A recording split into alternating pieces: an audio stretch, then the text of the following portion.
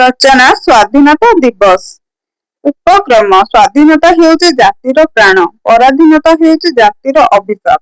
ଯେଉଁ ଜାତି ସ୍ୱାଧୀନ ସେହି ଜାତି ନିଜ ସଂସ୍କୃତି, ସଭ୍ୟତା ଓ ସ୍ୱାଭିମାନକୁ ସୁରକ୍ଷିତ ରଖିପାରେ। ତେଣୁ ସ୍ୱାଧୀନତା ଦିବସ ପ୍ରତ୍ୟେକ ଦେଶ ପାଇଁ ଅମୂଲ୍ୟ ଧନ। ଭାରତବର୍ଷର ଇତିହାସରେ 15 ଅଗଷ୍ଟ ଏକ ଗୌରବମୟ ଦିନ। ଏହି ଦିନ ଦୀର୍ଘ ସଂଘର୍ଷ ପରେ ଆମ ଦେଶ ସ୍ୱାଧୀନତାର ଅମୃତ ଲାଭ କରିଥିଲା। ଏହି ସ୍ମରଣୀୟ ଦିନକୁ ଆମେ ସ୍ୱାଧୀନତା ଦିବସ ଭାବେ ପାଳନ କରୁ।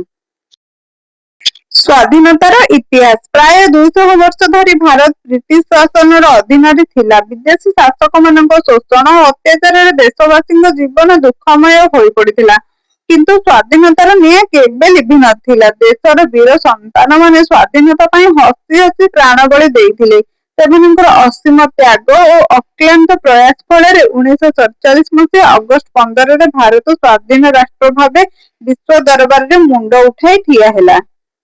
ବୀର ବିପ୍ଳବୀମାନଙ୍କର ଅବଦାନ। ମହାତ୍ମା ଗାନ୍ଧୀ ଅହିଂସା ଆନ୍ଦୋଳନ, ନେତାଜୀ ସୁଭାଷ ଚନ୍ଦ୍ର ବୋଷଙ୍କ ଦେଶପ୍ରେମ, ଭଗତ ସିଂଙ୍କ ବୀରତ୍ୱ, ରାଣୀ ଲକ୍ଷ୍ମୀବାଈଙ୍କ ସାହସ, ସର୍ଦ୍ଦାର ବଲ୍ଲଭଭାଇ ପଟେଲଙ୍କ ନେତୃତ୍ୱ ଏବଂ ଅସଂଖ୍ୟ ଜଣା ଅଜଣା ସଂଗ୍ରାମୀଙ୍କ ବଳିଦାନ ସ୍ୱାଧୀନତାର ଇତିହାସକୁ ଗୌରବମଣ୍ଡିତ କରିଛି। ପାଳନ ପ୍ରଣାଳୀ।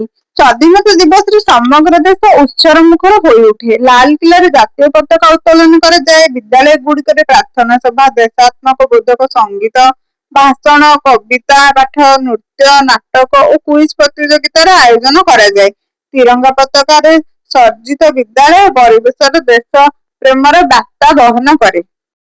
ସ୍ୱାଧୀନତାର ମହତ୍ତ୍ୱ। ସ୍ୱାଧୀନତା ଆମକୁ କେବଳ ଅଧିକାର ଦେଇନାହିଁ ବରଂ କର୍ତ୍ତବ୍ୟ ବୋଧ ମଧ୍ୟ ଜାଗ୍ରତ କରିଛି। ଜାତୀୟ ପତାକାର ସମ୍ମାନ ରକ୍ଷା କରିବା, ଜାତୀୟ ସଙ୍ଗୀତକୁ ଶ୍ରଦ୍ଧା ଜଣାଇବା, ଦେଶର ନିୟମ ପାଳନ କରିବା ଏବଂ ଜଣେ ଭଲ ନାଗରିକ ହେବା ଆମ ସମସ୍ତଙ୍କ ପବିତ୍ର କର୍ତ୍ତବ୍ୟ।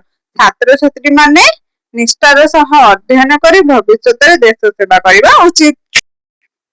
ଉପସଂହାର। ସ୍ୱାଧୀନତା ଦିବସ ହେଉଛି ତ୍ୟାଗ, ତପସ୍ୟା, ସଂଘର୍ଷ ଓ ବିଜୟର ଅମର କାହାଣୀ। ଏହି ପବିତ୍ର ଦିନ ଆମକୁ ଦେଶପ୍ରେମର ଉଦ୍ବୁଦ୍ଧ କରେ ଏବଂ ଜାତିର ଉନ୍ନତି ପାଇଁ ନିଷ୍ଠାର ସହ କାର୍ଯ୍ୟ କରିବାର ପ୍ରେରଣା ଦିଏ। ଦେଶ ପାଇଁ ବଞ୍ଚିବା, ଦେଶ ପାଇଁ କାମ କରିବା ଏବଂ ଦେଶର ଗୌରବ ବୃଦ୍ଧି କରିବା ହିଁ ପ୍ରକୃତ ପ୍ରେମ। ଜୟ ହିନ୍ଦ, ବନ୍ଦେ ମାତରମ୍।